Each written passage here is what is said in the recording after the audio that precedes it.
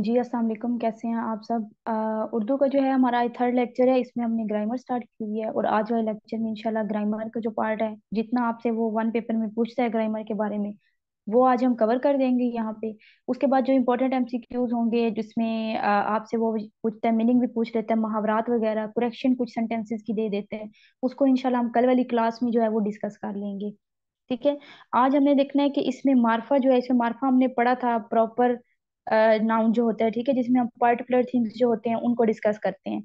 आज हमने इसकी टाइप्स पे बात करनी है कि इसकी टाइप्स कौन सी हैं।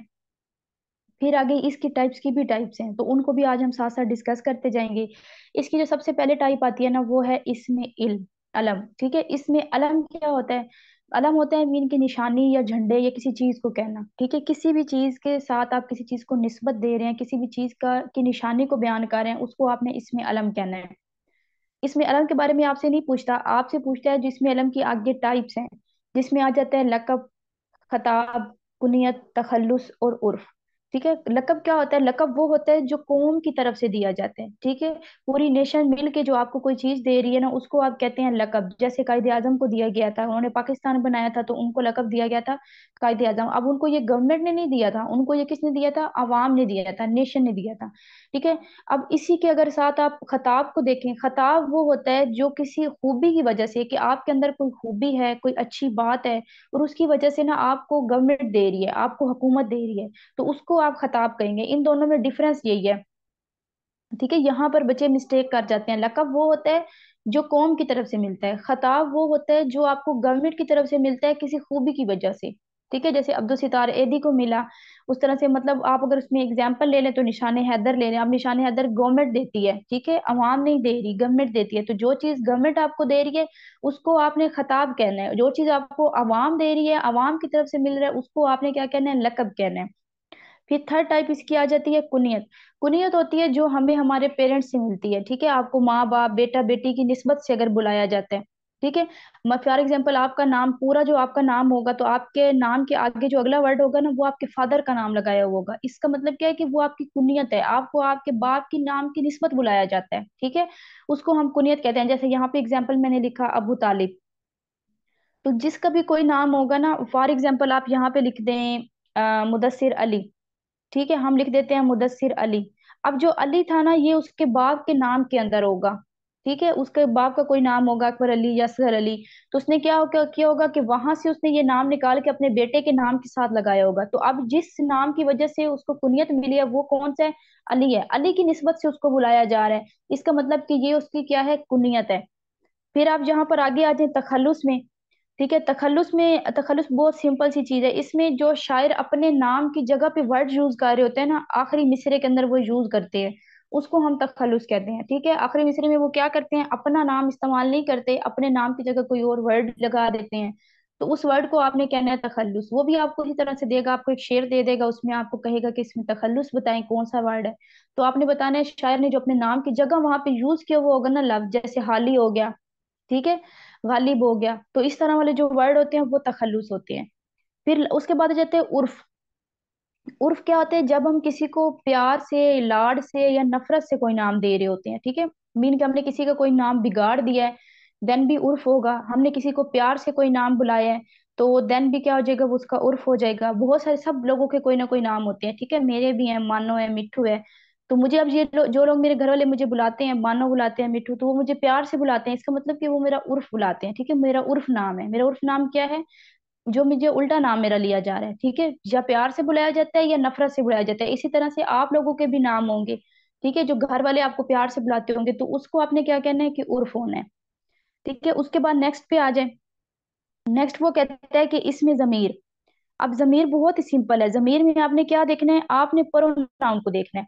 ठीक है, प्रोनाउन क्या होता है? प्रोनाउन वो होता है जिसमें हम नाम की जगह कोई और वर्ड यूज कर रहे होते हैं, रिप्लेस कर देते हैं। ठीक है, फॉर एग्जाम्पल मैंने अली लगाया है, तो नेक्स्ट जब मैं बात अली की कर रही होंगी तो मैं अली नहीं कहूंगी, मैं क्या कहूंगी? ही कर दूंगी। ठीक है, फॉर एग्जाम्पल मैंने मारिया की बात की है, तो जब मैं नेक्स्ट मारिया के बारे में कुछ कहूंगी तो मैं मारिया का नाम दोबारा से नहीं लूंगी, मैं शी बोलूंगी।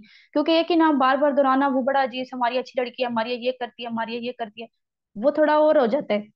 हम क्या करते हैं अपने सेंटेंस के अंदर, अपने आप कोई पैराग्राफ लिख रहे हैं कुछ भी, तो हम एक ही दफा बंदे का नाम लिखते हैं, उसके बाद हम उसको ही या शी कहकर बुलाते हैं। तो उर्दू में भी जमीर को आपने प्रोनाउन कहना है, उर्दू में भी बिल्कुल इसी तरह से है। फॉर एग्जाम्पल मैं कहती हूँ अली एक लड़का है, वो बहुत जहीन है, वो रोजाना स्कूल जाता है। अब मैं जहां पर वो यूज कर रही हूँ, तो वो मैंने क्या किया, उसके नाम को मैंने रिप्लेस कर दिया, मैंने उसके नाम की जगह पे और वर्ड यूज किए। तो मैंने उसके नाम की जगह पे जो वर्ड यूज किया होगा, उसको मैं क्या कहूंगी, इसमें जमीर कहूंगी। इसमें जमीर मीन के प्रोनाउन।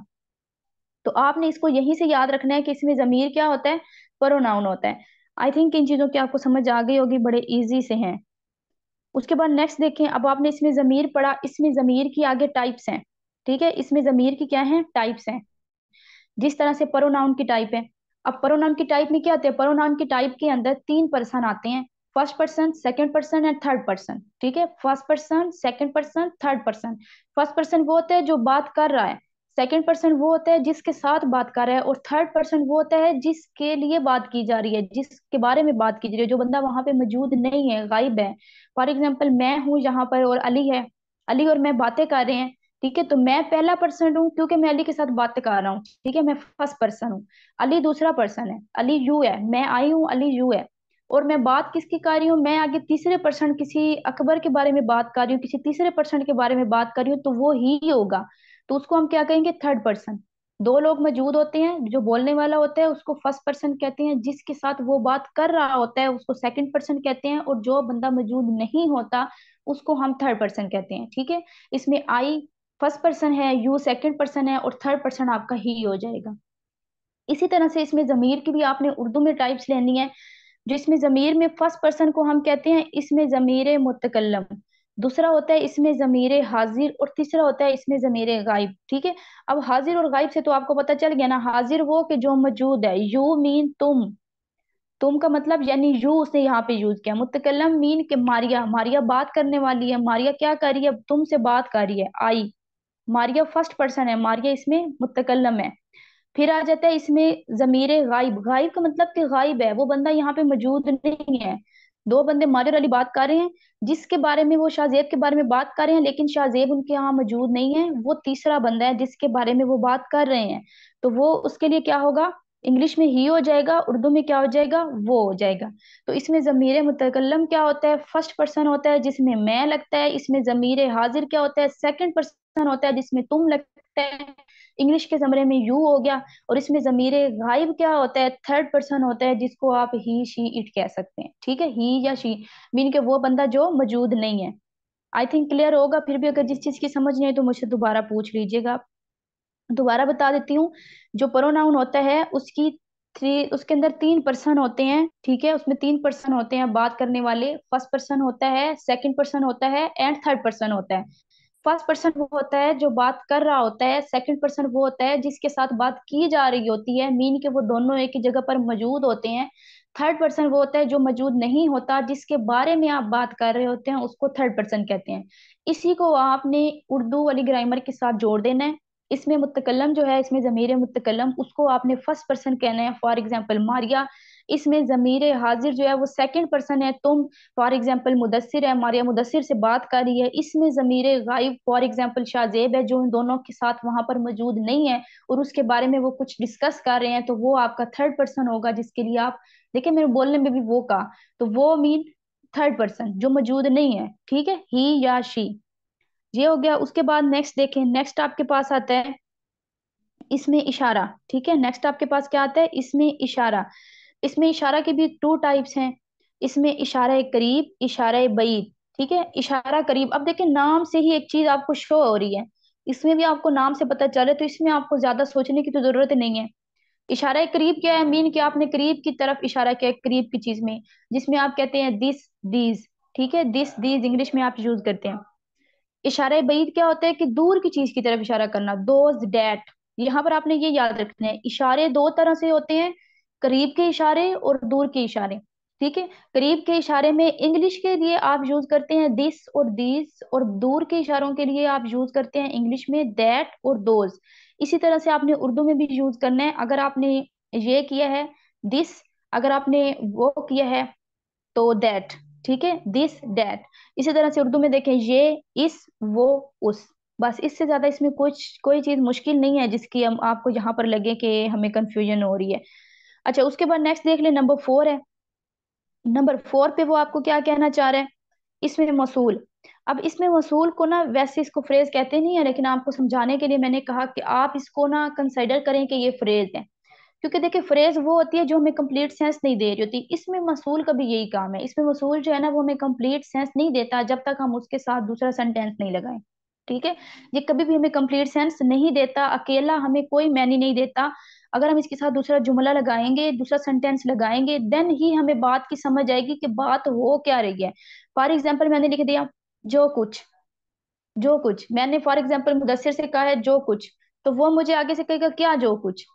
तो मतलब ये है कि मुझे अपनी बात करने के लिए आगे दूसरी लाइन बोलनी पड़ेगी, जब मैं साथ दूसरी लाइन लगाऊंगी देन उसको बात में समझ आएगी। और जब आपको किसी सेंटेंस की समझ नहीं आ रही, इनकम्प्लीट बात की जा रही है, तो उसको आपने इसमें मसूल कहना है। और यही काम फ्रेज के अंदर भी होता है, इसी वजह से मैंने इसको फ्रेज के साथ रिलेट किया ताकि आपको जो है इसकी समझ आ जाए। ठीक है। अच्छा नेक्स्ट देखें। नेक्स्ट कहता है वो कि फेल की एग्जाम, अब ये आपको आता है। ठीक है, फेल की एग्जाम आपने जमाने के लिए आनी है, माजी हाल मुस्तकबिल, ये हमारे टेंसेस हैं। ठीक है, प्रेजेंट, पास्ट, प्रेजेंट, फ्यूचर। ठीक है, पास्ट वो था जो गुजर गया है, जिसमें था थी थे आएगा। ठीक है, तो इसमें अभी आप उर्दू में आपने जस्ट यही कुछ याद करना है। फिर हाल आ जाता है प्रेजेंट, प्रेजेंट मीन की जो चीज मौजूद है, जैसे हम अभी लेक्चर ले रहे हैं, हम मौजूद है जमाने में, हम करेंगे हैं हूं हैं। ठीक है, मुस्तकबिल मीन फ्यूचर, के फ्यूचर में हम सीएसपी बन जाएंगे। ठीक है, जो बच्चे ये लेक्चर ले रहे हैं उनको उर्दू अच्छे से याद हो जाएगी, उनके लिए वो क्या हो जाएगी। ठीक है, फ्यूचर की बात हो रही है, गा गी गे, तो इसके लिए आपने क्या करना है, गा गी गे लगा देना है। तो ये इतना मुश्किल नहीं है, इन चीजों के बारे में आपको ऑलरेडी पता है। अच्छा, उसके बाद देखें जो मेन चीज आपसे है, हरूफ तशबीह, इसके बारे में मोस्टली क्वेश्चन दे देते हैं एमपीटी के अंदर। इसको जरा गौर समझ लें। हरूफ तशबीह में ये होता है कि आप ना एक चीज को दूसरी चीज के साथ मिला रहे होते हैं। ठीक है, आप एक चीज को दूसरी चीज के साथ मिला रहे होते हैं। मीन आप कहते हैं कि ये वाली जो चीज है ना, ये फॉर एग्जाम्पल मैं कहती हूँ मेरा बेटा चांद की तरह है।